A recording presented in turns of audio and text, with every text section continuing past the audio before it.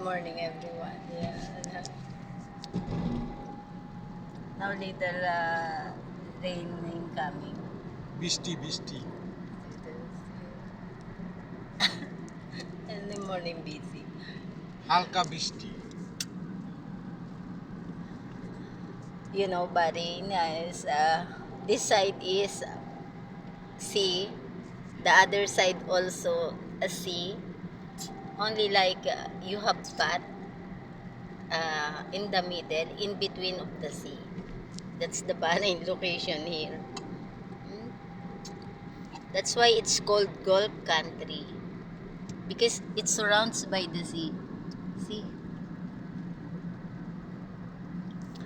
Para kang kung sa atin dyan sa ano, parang isla, pulo. Tapos ang nakapaikot sa iyo dito ay puro tubig, dagat, paikot. Nasa gitna ka lang, parang tinambakan lang nila ng ano, ng sand. Tapos, yan, may mga establishment, bahay. Pero paikot nga dagat o siya. Yan.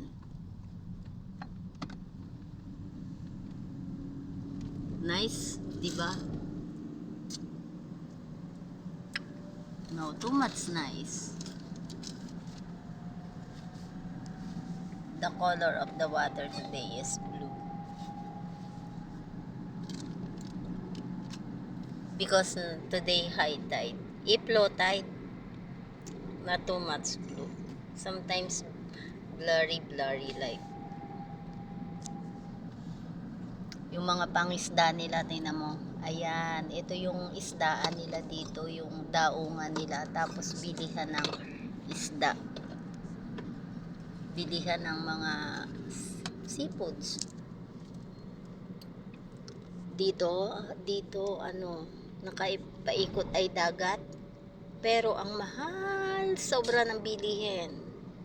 Ang pinakang cheap price dito na isda, yung dyan sa atin ay ano, kapamilya ng Samaral.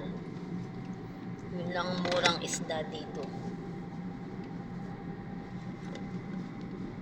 Kahit nasa tabi ng dagat sila, napakamahal. Okay now. No. Ay put okay la. No.